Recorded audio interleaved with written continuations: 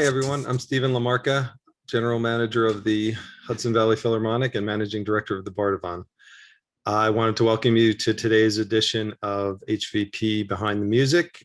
We created this series to give everyone a chance to get to know our guest conductors, some of our soloists, as well as some of the composers that we're featuring on this season that may be being performed for the first time with the HVP.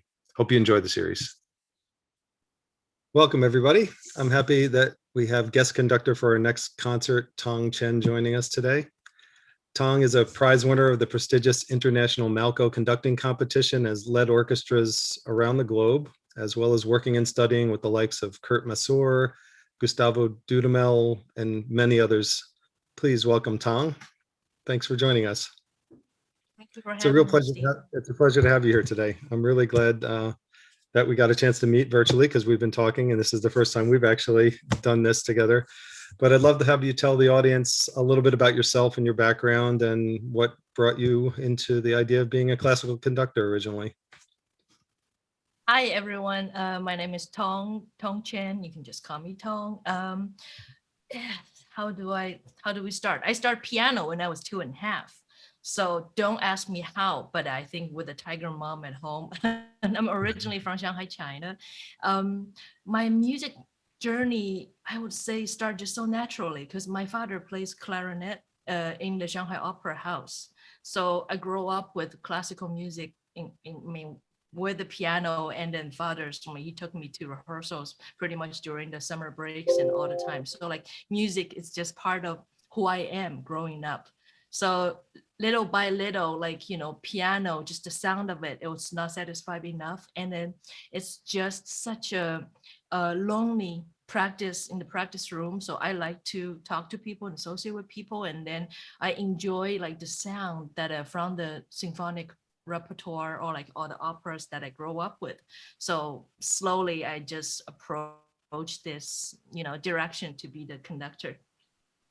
That's great. I wasn't sure if you played instruments or what that background was, so that's interesting. You've had opportunities to work with some really amazing conductors on your path as well, including, recently with LA Phil on Gustavo Dudamel, who's very strongly believes in the power of music to change lives. And, his vision and programming have really helped define the LA Phil. And I'd love to hear about some of your experiences working with them. Yeah, it was such a great experience in LA with Gustavo. In general, it's just such a warm, it's kind of like the music that every time we talk about like music, like what does it's you hear, but then the other sense is like what do you feel about music? From my whole like 2 or 3 weeks in LA, like in the Hollywood Bowl, the whole experience is just a warmth. Like not only from Gustavo, like we did a Mahler too, so of course that's like one of the best repertoire in the symphonic repertoires, but also like just the whole team, the whole staff. So like the LA Philharmonic that we see, with the vision under Gustavo, but the teamwork, you can see it's just everyone just so happy to be here, to be there, to provide music to the community. It's just a very happy and warm environment, which I already get from Steve, like, like the Hudson Valley Philharmonics, which is a very unique and great similar experience. Yeah, that's great. And I imagine that must have been really inspiring working with, someone like that. And in that environment, it just helps foster that whole, feeling of being part of something that's, bigger than one person, that whole collaboration, which is really cool. You, you've, Absolutely. you've again worked with some other amazing people. We're really proud that this season, 4 of our 6 guest conductors are females. And another very influential conductor that you've worked with is Marinel Sapp. She's, the first female music director of a major American symphony orchestra. And through her work with the Taki Alsap Conducting Fellowship, she's really dedicated herself to advancing women in the field. I know she mentioned, they mentioned on their website that out of the 537 music directors with the US orchestras, only 60 of them are women. And that's, something she's actively working to place women in, positions in orchestra and advance their careers. Can you talk about the experience working with her and what kind of an influence she's been on you? Yes, absolutely. I mean, like you mentioned, Steve, like earlier, I've worked with like many wonderful conductors like Kamazur, David Ziman, and Seiji Ozawa, and later with, of course, Gustavo. But Marin was the first female conductor that I worked with. I met Marin at Cabrillo Festival. Um, I would say it was an epiphany that really changed my life. Not only she is a generous teacher, but most importantly, she's such a role model. So I did not grow up with like a lot of the female leader figure. But as we all know, being a conductor is not only like an inspiration figure to the orchestra through music, but also as a leader. Um, so that would say like before I met Marin, I was a conducting student. And after I meet Marin, I start my journey as a conductor. That's awesome. That's just the ability to inspire that in people is really great. And just as you said, being a role model, just her being on the podium probably made a lot of young women coming up in classical music suddenly say, wow, this is something I could really aspire to, that I it's not a traditional female role, and it's great that she's actively working to change that. um, our upcoming concert that we're doing was built around our ongoing collaboration with the Poughkeepsie Library District and their annual Big Read that they do. And this year, that focuses on the graphic novel The Best We Could Do by the author T. Bui. And it's the story of a family, their journey from war-torn Vietnam, escaping to a new life in America. And it's a story of refugees. It's a story of their losses and challenges, and also one of family and perseverance in the face of adversity. And because of that book, we chose to include two Vietnamese composers on the program, Ton That Tiet and Viet Quang, who I know you've worked with before, and I think you're working with now as well. And I'd love to have you talk a little bit about that as well. Yes and no. So in a way, like Viet and I, we actually went to school, Peabody Conservatory, around the same time. I was drawn to his music back then when we were still in school. I just loved the color, the texture, and there's some like rawness in his music, and it ranges across different spectrum. Um, so I've been always a big fan of his music, and then like really, this concert reconnected us, and then this collaboration is just meant to be like about his music. Actually, the New York Times had a very good description about his music: alluring and wildly inventive. So the audience is going to have a good time to hear like all these two great combination in his music. So as we talk about, when I talk to Viet about like the Big Re project, is focused on the best we could do. By the way, it is a very good book. I highly recommend it. It is. So the collaboration, on the to do autumn, it's very time appropriate as well. Just came up within a heartbeat. It's just such a great, project to work on. Yeah, it's a great fit for sure.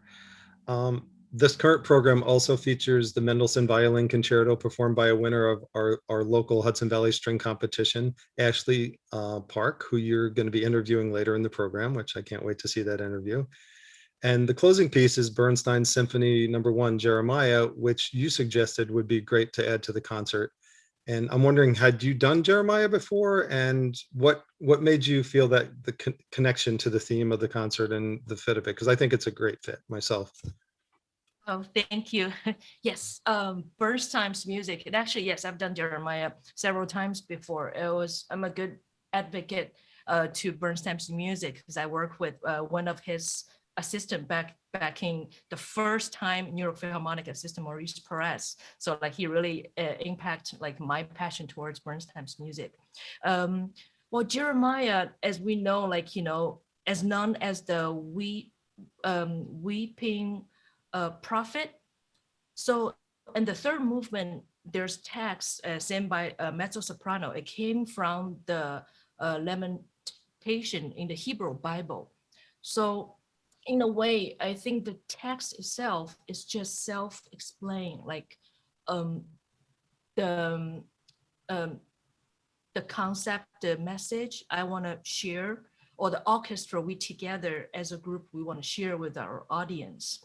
There's something actually not quite mentioned in the text, because the text is really like, just filled with sorrow, and then, getting exit from your homeland and all that, like you all know the biblical stories. However, in Bernstein's score, at the very end, you hear this, and it can go either way. My interpretation, as I was doing the research, for this symphony, I find a line. I don't remember where exactly I find it from. I want to share that with our audience and friend. Is weeping may endure for a night, but joy comes in the morning. It's since we've been through like a lot, in our country or around the globe.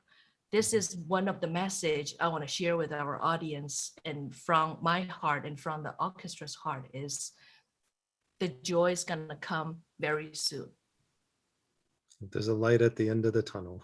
Absolutely. That's really beautiful. Yeah. Um, Tell me a little bit about talking with Ashley. You spoke with Ashley, or you're going to be interviewing her in this program. Anything you want to add before the interview, or should we just wait to see when you guys what you come out with on the interview? We'll see what you have to say then, I guess. We hit off right away. It was really great. Like I talked to her a couple of days ago, and then I'm gonna save the big like surprise to the interview part. However, like this is how well the conversation went. We've already set up like a karaoke date after the concert. So it's and the Mendelssohn is one of piece that I very hold dear to my heart. It's the first concerto I actually conducted. But I think I would tell the audience, you can scroll toward the concerto part. I'll tell you more about the story on that piece. Excellent. Any other projects or things you're working on that you would like to share with the audience? Things that have coming up for you?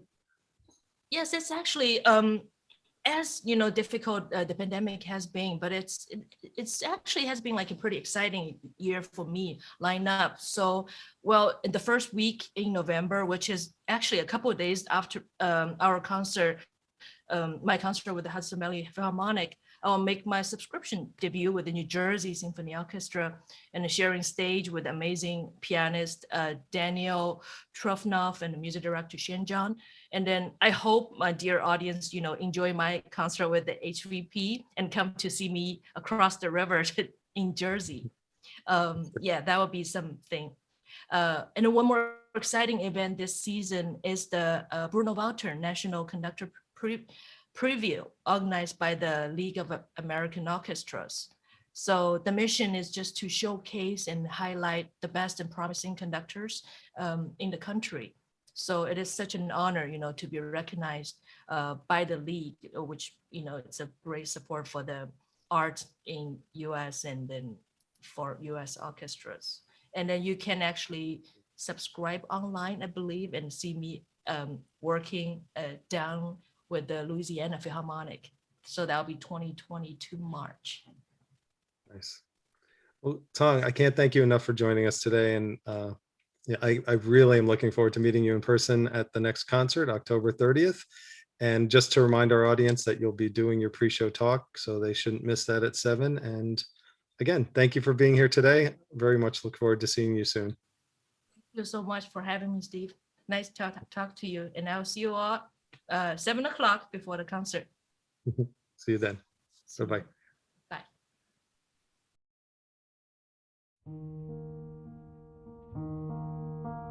My name is Thi Bui. I'm the author of The Best We Could Do, an illustrated memoir. This book was a labor of love. It was basically a long love letter to my parents that I could never actually say to them in normal words. It was also a way for me to tell them things that were hard for me to explain to them about what it was like to be their child growing up, child of immigrants who knew how much that they had sacrificed but didn't really understand what they had been through. So it was my way to explore who my parents were before they became my parents, as a way to thank them and appreciate their experience and how it shaped me as a person. I find that sometimes opening up your own story to other people can help them be more honest in their relationship to you. And sometimes memoir can sort of peel away the layers between people by letting one person just reveal their vulnerabilities and their weaknesses, so that others can see that it's okay to be human. While I tell a very specific story of one family from Southeast Asia and one country that experienced civil war and a bigger proxy war that tore it apart and sent people across the world to find a safer, better life, what I want my readers to think about is how those same stories are still happening today with different names and different labels, but some of the fundamental things that went wrong in that history of Vietnam are issues that still go on today. I'd like for people who are thinking about the issue of immigration and what to do about the refugee crisis coming from Syria and elsewhere is to think about those people not as numbers or statistics, but as human beings who have a name and a history and a family, and to really reach into their hearts and look for how to empathize with those people and put yourself in their shoes. I'm helping people connect to their own moral compass in times of great political division and heated debates about issues like immigration or deportation, that we can cut through the political terminology that divides us and find the heart of the issues, find the humanity that connects us. I'd like for readers who have gone through an experience similar to mine to feel that they are home, and that while things aren't ideal right now, this is a place that you can claim to be yours, that we are still building spaces that are healing and nurturing and empowering, and that work is ongoing. What I'm really happy about is the opportunity to get to come and talk to you about my book that I got to share with you, but also to hear about your experiences and how they connect or don't connect with mine. And I'm so excited and happy to answer any questions that you have about things that might have confused you or intrigued you, or your own projects that maybe you're working on. Thank you for reading my book. See you soon.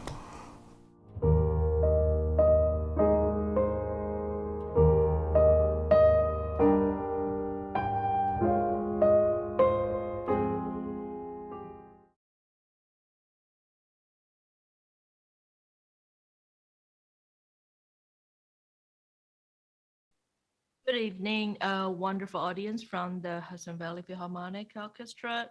Today, I'm very excited to have this interview and introduce you to our wonderful soloist, Ashley Park. Thank you for having me. I'm so excited to play for everyone in Poughkeepsie soon, and also to be speaking with the audience and Tong today. Great. Ashley is the concerto competition winner in 2019. And before that, she started violin at age of 5 and made her solo debut very soon right after that. That's so impressive.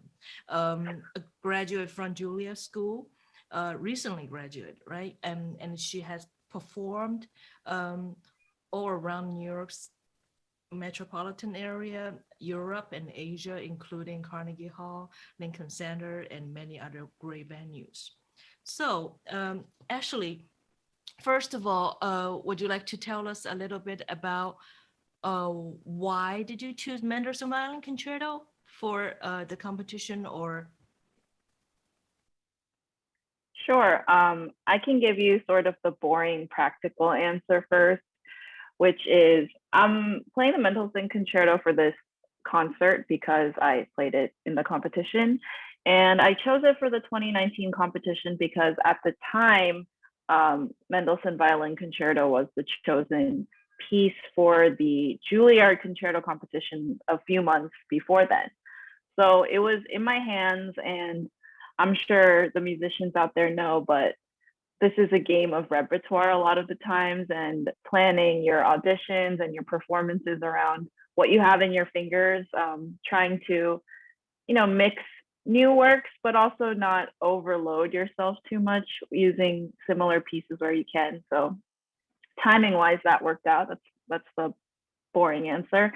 And I guess a more personal answer would be that Mendelssohn Concerto was a piece that I started playing when I was very young. I think when I was maybe 8, and specific, and it was just one of the pieces that I spent the most time on when I was younger, and it just popped up throughout my studies every few years.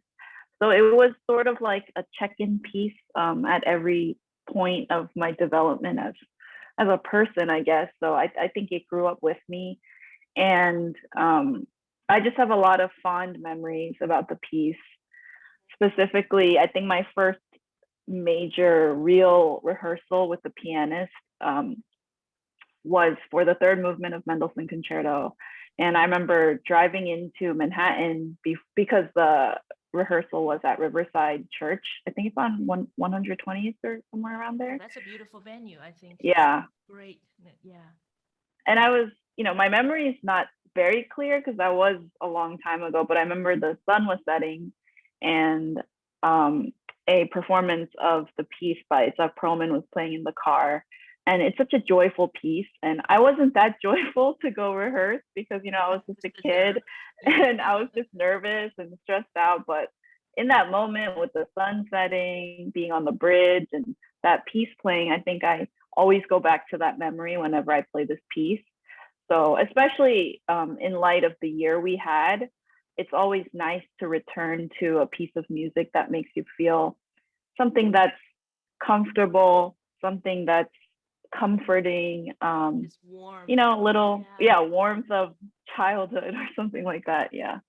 Yeah, I'm pretty sure the audience will hear that or look at this scenery or see this, because that's such an interesting point that you mentioned, that music sometimes, of course, associate like with the sound our ear grabs, but it's just always a trigger for memories. Mm-hmm. It's something like, it's one of my very dear, like first concerto actually I ever conducted. So it's like, it's very special for me too. So I'm very glad. Oh, wow. Yeah. Will be really, really fun. But just like you mentioned, it's like always like some kind of melody will trigger a color or a sound, or like just a part of the thing in your brain. It's outside of the music itself. That's such a great even story. Smell. Like I remember what the rehearsal room smelled like. It's crazy what sound and melodies, which Mendelssohn was superb at composing short melodies that just stay in your head. Yeah, and a genius, definitely. Yeah, then the audience definitely up for a great treat. That's great. Well, as we all know, like, COVID-19 like pandemic has had I'm still having like a big impact on musicians, all around the world. So how are you doing? Like any changes, like, in your life? Yeah, I mean, first of all, I'm just so grateful that I'm healthy and that the people I care about are relatively healthy, because so many people have had so many losses during this time. But that being said, there were a lot of hardships that I think COVID, brought upon outside of just health, whether it be mental health, whether it be, career viability, especially for artists, not being able to perform for so long, not being able to rehearse with other people. And it was so prolonged. And I'm sure a lot of students can relate with me, but I graduated right a couple months after everything shut down in March 2020. Really challenging time. Yeah. Yeah. And, I was going through sort of like a quarter life crisis, a bit of burnout after so many years of studying and working hard and auditioning and competing and performing and rehearsing.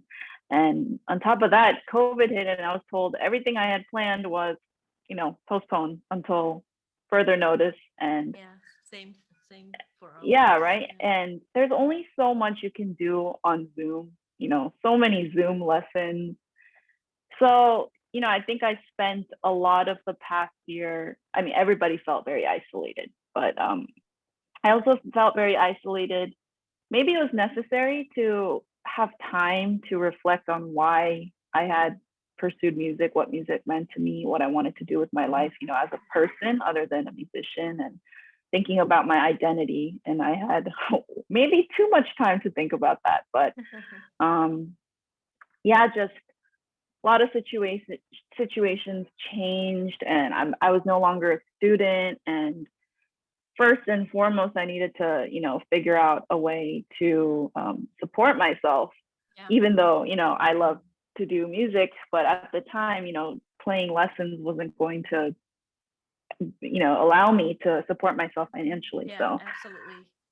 yeah, so I actually currently work a job in tech, a full-time job. Oh, wow, Um, congratulations. yeah, it's a completely different world, and I feel like I'm using parts of my brain that I haven't used since I think before Juilliard, before college, and just meeting people who live in completely different universes, but also realizing at the end of the day that people are pretty similar. People go through a lot of the same things. Maybe they're not interested in classical music, but people always turn to music for, support, stress relief, Comfort. expression, comfort, yeah, everything.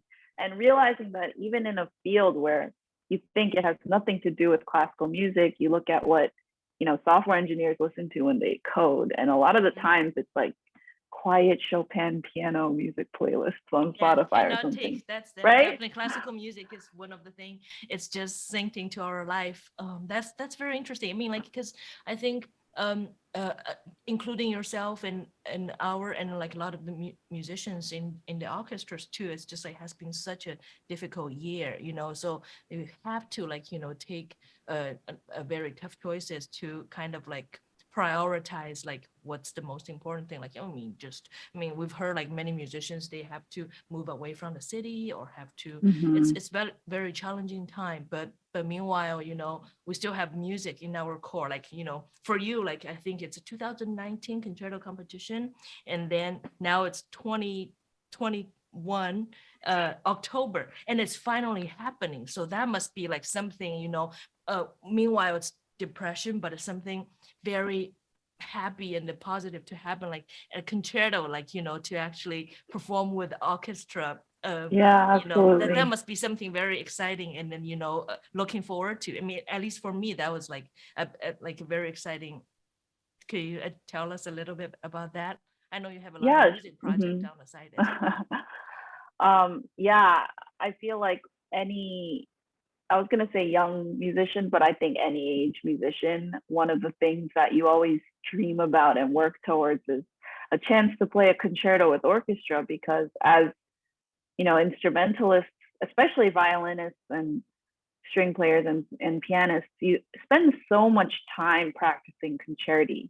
And how many of those do you get to play with orchestra? Well, at least I didn't get to play many with orchestra. And before I even wanted to figure out what exactly I wanted to do with my career, I had a list of concerti that I just wanted to play with any orchestra. And Mendelssohn was a little bit, like, besides Mendelssohn, what else is on the list?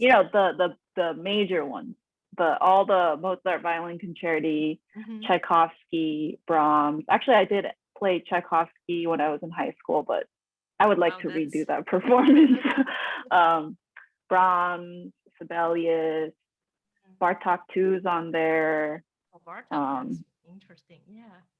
And there are many more, but those are like the core and Mendelssohn It's core like a dream concerti that I, repertoire on the list yeah, that you want to share yeah, and with an orchestra. That is great. I mean, right. especially I think the young concerto competition. It's most of the orchestra. I think sometimes you only do like one movement, or like which Mhm. like happen quite often. But as a guest, when I realized that our concerto competition winner actually get to perform the entire concerto, I think that's a very different um, um, depth to getting to the music by itself, because it's totally like a very different experience in a way. And then we get to like spend a lot of time actually for me to getting to know you, and then for the orchestra to getting to, it's just a very different collaboration than just playing with a piano Yeah. soloist. Yeah. I mean, I have so much gratitude for the Hudson Valley Philharmonic, and the Hudson Valley Philharmonic String Competition, long name, because this is so precious. I would fly to Germany or Belgium for other competitions, and yeah, the sonatas that we have to play and the solo Bach partitas and sonatas are great pieces of music, but what you really dream of is playing that concerto at the end of that. And I felt a little bit emotional actually when I finished performing the whole concerto at the final round of the competition, because like that was the first time I played a full concerto at the end of a competition. And it was like I put in all those hours and I finally got to play this piece. And so when they said, "Oh, you're going to be able to play this whole concerto with the orchestra," that kind of kept me going even before the pandemic hit. This was in 2019. I was like, you know what? No matter what, I have this concert in 18 months. So no matter what happens, I have that to look forward to. Something to And look then, forward to. yeah. And then, although it was postponed in May during, such a dark time for everybody, I knew someday, hopefully, I'll get to play this.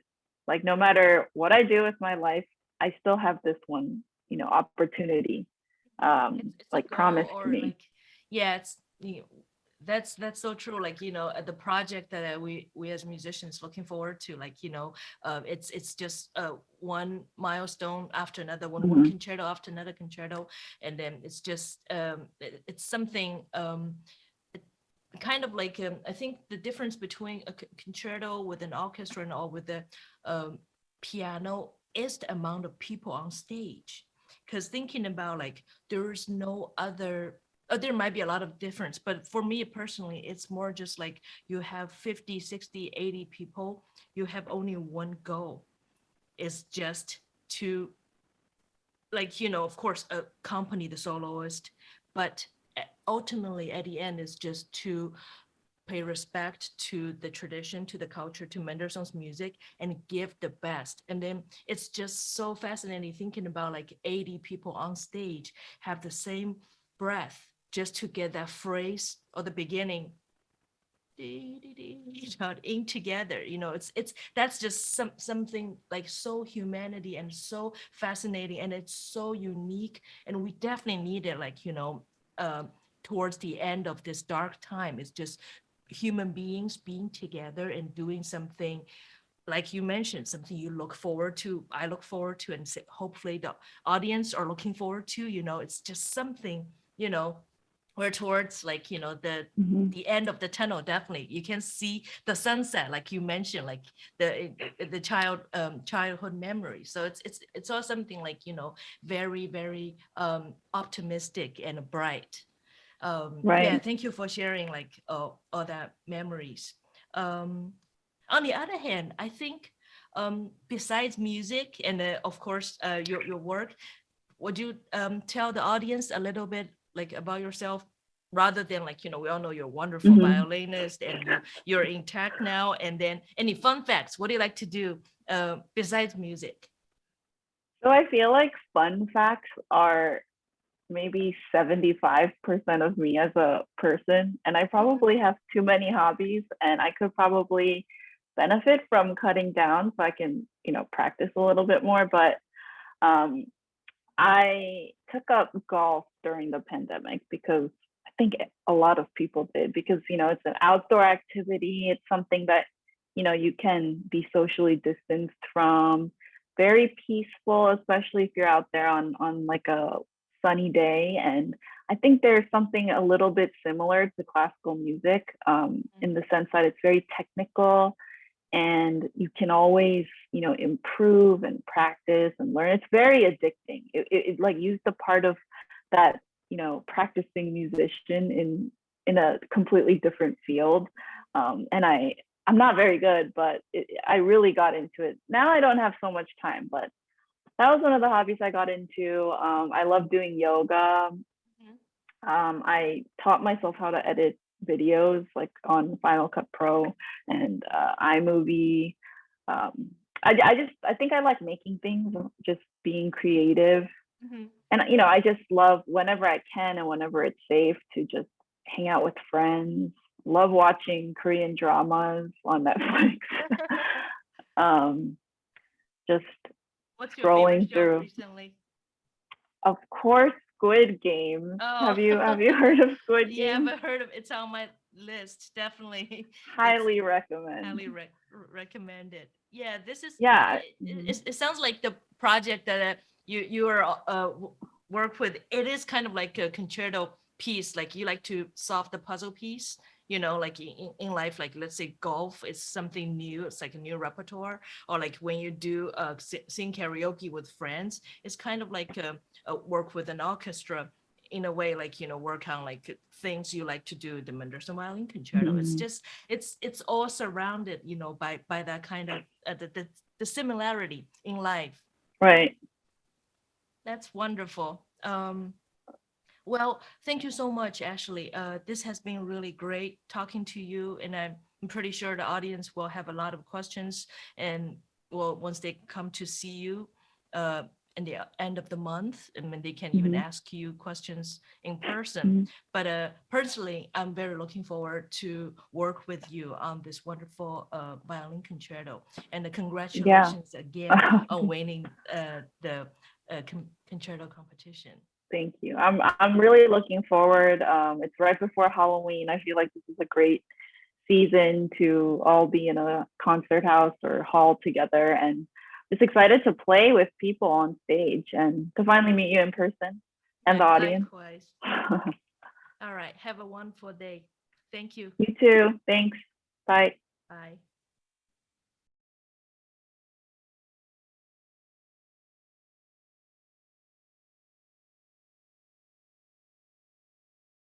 Hi, everyone. I'm Chris Silva, Executive Director of the Bardavon Opera House and the Hudson Valley Philharmonic.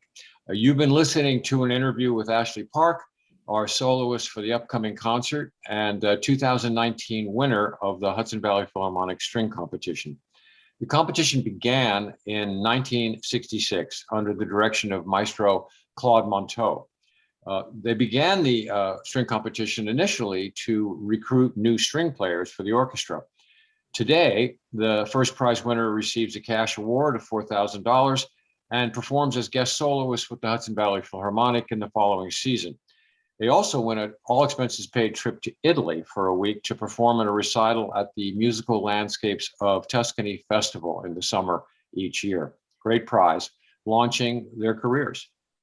Joining me today to talk about the HVP string competition are incoming chair Paul Stoddard and outgoing chair Susan Avery. And this year they are the co-chairs of the string competition. Welcome to you both. Thank you, Chris. Susan, why don't you tell us a little about your tenure with the competition, some of your favorite memories, some of the, some of the best things that happened to you during this time. Well, I've been chair for 10 years. I mean, I've been on the committee for 10 years. I've been 8 as chair, and I have enjoyed every minute of it. The highlight each year, of course, is when the students arrive and we get to meet these extraordinary young musicians. And we have a terrific weekend just when we're totally sick of winter. Every year, I'm totally affected by their spirit and devotion to their musical studies, and getting to know them is such a pleasure. I try to keep in touch as they move on with their studies and careers. And if I tell you about my first winner, I think it explains everything I love about this competition. I guess it was in 2000, and I was not on the committee, but I was a home host. And I had this lovely young woman come to my house with her cello. Her name was Dahae Kim, and she went on to win the first prize in the competition and returned the following year to play the Shostakovich with the orchestra. So that was wonderful. She was a fellow at Tanglewood after that, and I visited her. We kept in touch. She went on to complete her studies at the New England Conservatory in 2013. She got a master's. She was a recipient of a very prestigious award, the Piatigorsky Scholarship, and she studied with Lawrence Lesser and Paul Katz, both of whom have sent us really astonishing cello players. In fact, this year's winner, Leland Coe, was a longtime student of Paul Katz. So I couldn't be prouder of Dahae. I feel like she's one of my kids because now she's assistant principal cellist with the LA Philharmonic. And she's just a lovely, wonderful girl. And that was the beginning. I just knew from that moment on, I wanted to be involved with this. No, that's a great story. And you're right. I mean, I go to all the competitions every year. I remember Dahae definitely.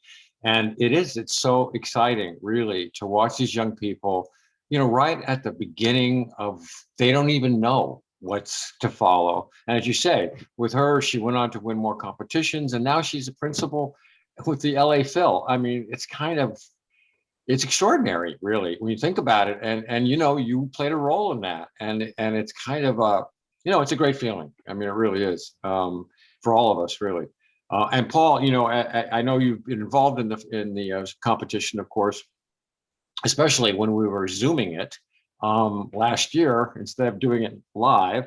What are you looking forward to? What are some of your thoughts? Well, the first thing I want to say is what a terrific job Susan has done in the last 10 years as chair. And it will be hard to follow her. But I think the thing that most of us are looking forward to is being there in person. As you mentioned, I helped with the switch over to a virtual competition last year, and it was fine, but we all missed live performances. So another thing we're really excited about is the new Randall Craig Fleischer Prize. When Randy passed on in 2020, he, of course, was the music director of the HVP. We were all devastated, and all that happening on top of the COVID pandemic was quite disheartening. But we had the idea to create a new $1,000 prize as part of the competition. So the prize is for a video recording of any non-classical piece of music.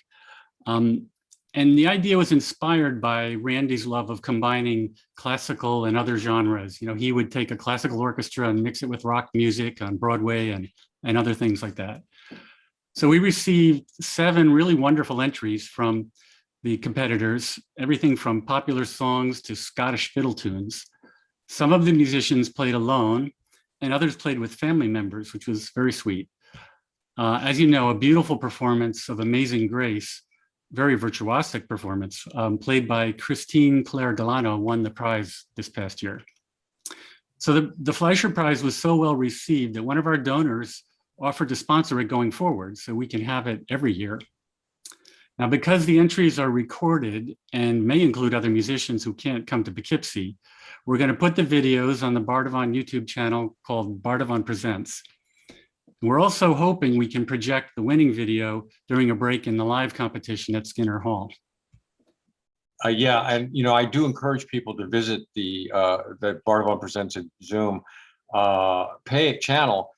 And check out that string competition, because the Zoom one, because I loved it, because you did get to find out more about those players than you normally do. Of course, they just perform. You don't get to know them like Susan did when Dahae stayed at her house, and it was beautiful. And it was a very kind of warm feeling. And I loved how you had the past winners, the sort of, the more mature winners, communicate with the other youngsters. It was great. You guys did a really, really good job with that. One of my favorite parts of that, Chris, was one of the young competitors was telling about as a childhood how she got involved in music. And she said she really wanted a little sister but her mother brought her a cello instead.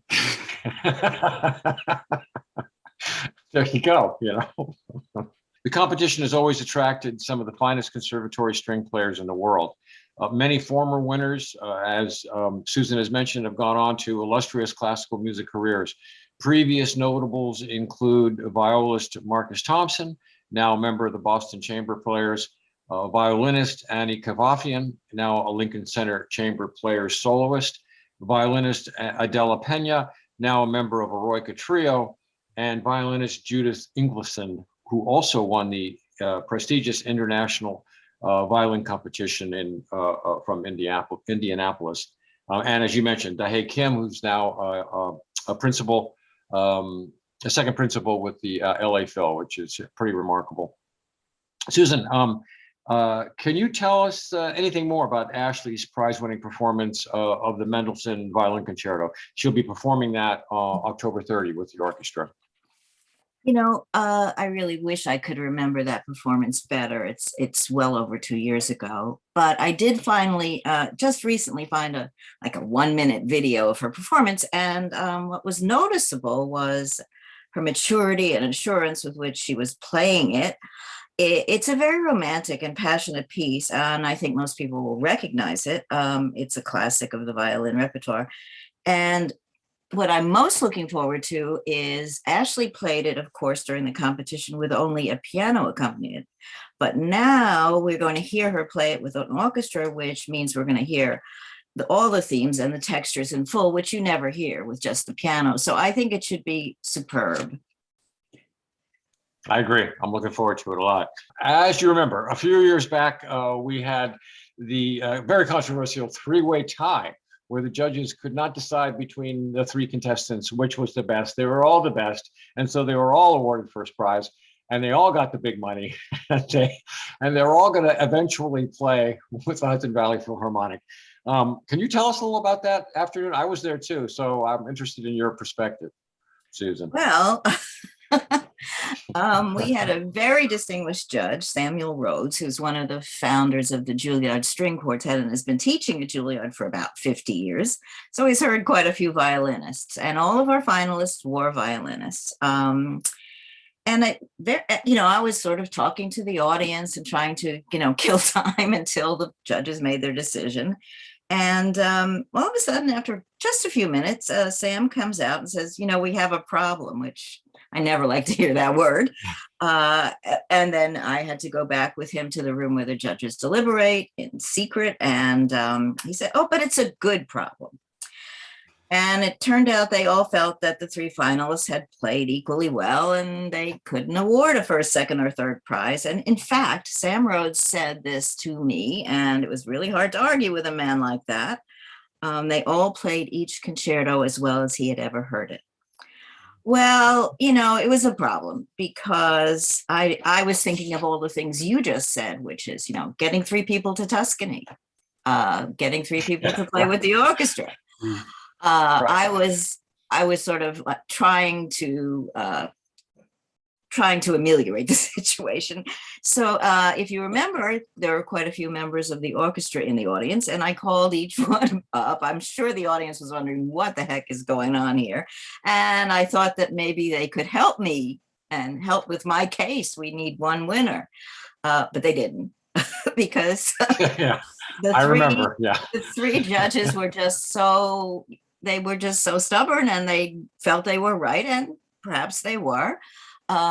You mentioned that Randy had this Broadway show. I tried calling Randy during this whole episode, and right. Randy was in the midst of his show and couldn't get on the phone. I thought maybe he could talk to them. Well, anyway, they were immovable. And we were faced with that problem of how to award the prizes and how to send three winners to Italy. And somehow it all worked out. And I have to say, Randy took it with great spirit, although he wasn't happy. We did have three fabulous winners: Anya Filikowska, who's already played her Beethoven, and Cherry Young, who's played her Prokofiev, and Max Tan, who I think is playing this season. He's going to play the Scottish Fantasy, and then we're done. I know. And it's so easy. The rules. It's so easy. We've written into the rules that this can never happen again. Oh, good. I'm glad. I'm Yeah. glad you did that. I'll be bringing a quarter in case I need to flip a coin from now on, Chris. Yeah, thank you. Yeah, no, it drove Stephen and I a little crazy because we were like, how are we going to do this? But yeah, as you say, it all works out in the end, and that's really what's important. And we got to hear these great players, so nothing wrong with it. And then, finally, Paul, I know you're looking forward to taking over, and I want to get a sense from you and Susan too. What can people do to help? How can, besides sending money, which I encourage, and there'll be a card up on the screen to tell people how to do that, but what else can they do? Well, we rely on volunteers, of course, and I'll tell you how I originally got involved in the competition as a host as well. My wife and I volunteered to be hosts and had these students living with us for the weekend, and it was so much fun to get to know them because they're so talented, but you get to hear them practicing in your house, and then we had dinner together, and when 1 year when they didn't win, move on to the next level, so we all sat around and watched movies together, so that was fun. Right. Besides that, besides the hosting, we have volunteers to help with publicity, receptions, ushering, all kinds of things like that. As far as financial donations, though, the competition is free for the audience, so we rely on that to keep us going. And people can donate online if they want to by going to bardavon.org website. Don't go to bardavon.com, that's somebody else. Bardavon.org. You click on About, and then Hudson Valley Philharmonic, and then Annual String Competition, and you'll see a button for making PayPal donations. But if people prefer to pay by check, they can sign up to be on our mailing list there, or contact us, and we'll tell them how to send a check to us. Thanks, Paul. And thank you to both. I look forward to the string competition myself every year. It's like one of the most fun things. First of all, I don't have to do anything, which I really like. And I just get to sit in the audience. I'm not in charge of anything. Well, Chris, we have a few jobs that we could use your help in. All right. I have a few jobs already. So I appreciate the offer. But again, I look forward, and I'm really looking forward to it being live again this year. Keep your fingers crossed. Keep your fingers crossed. Oh, yeah. I feel good about it. I mean, I just heard Vassar just did a concert with 300 people. So, that's a good sign. That is a good sign. I'm sure they were all students and masked, et cetera, but that's fine too. Anyway, again, as Paul said, if you'd like to make a donation, go to our webpage and track down the Philharmonic String Competition. And until then, thanks again for tuning in, and I'll see everybody, I hope, at the Bardavon on October 30th for our next Hudson Valley Philharmonic concert. Thanks again. See you next time. Thanks, Chris. Thanks for your support, Chris. It's always wonderful. We really appreciate it.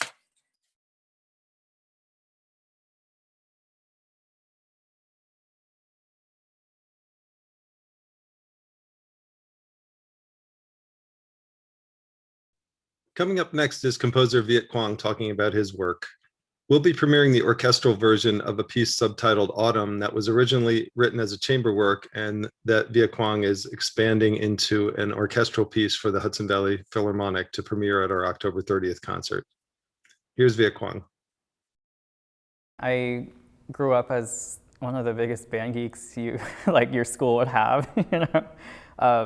I loved being in band and marching band, and I was in percussion ensemble. I loved it all.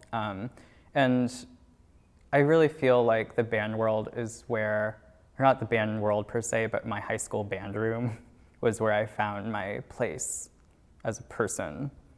It's where I felt that I could fit in and belong somewhere. And so when I was writing music in college, and I went to Peabody, which isn't necessarily a place you think of when you think of wind ensemble, even though they have a really great wind ensemble. I was thinking about what pieces to write, and I just always felt at home writing for wind ensemble, because in a way it was my home many years ago. And so even now as a professional composer, if you want to call it professional composer, I feel this kind of obligation to write for a band and to write the best music that I can for all the different grade levels, just because I know how much of an impact it has on kids and how much of an impact it had on me. So it just feels right. the beginning of a piece is always the hardest part for me because every piece I write, I want it to be my best work and I want to be proud of it. And so when I'm starting it, it's like hard because you come up with stuff at the beginning that isn't good or you don't think is good enough and you just immediately want to throw it away because it's like, it's not good enough for this piece. Or it's not right, it doesn't feel right. But you have to like get over the hump to think like, okay, like it's not good enough right now, but maybe in a week it will be. And maybe after working on it for a week and then you don't like it, then you can like move on to something else. But for me, I'm impatient with myself and I want it to be good right away. And getting past that stage is hard. But the thing is, I think the way a lot of my pieces work is I like to be really economical with musical ideas. So when I do find something that works, I will like use it until it doesn't work anymore. And I like to have that cohesion in a piece. And I think part of that is just because it's so hard to find something that works. And when I do find it, I don't want to have to find something else. So yeah, it's almost like my musical voice is like a product of my impatience or something. Impatience with myself.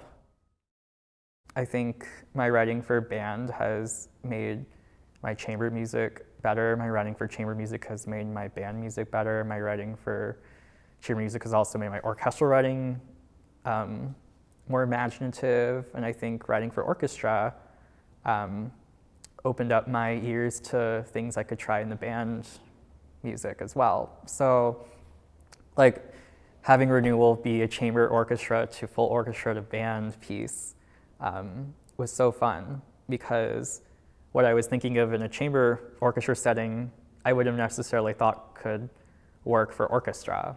And then all the orchestra stuff has all this like glissando stuff that I had to find solutions to create in the band piece. And like, I would have never thought that I could use 4 piccolos in a band piece, but I had to translate all these really high string harmonics into a band piece.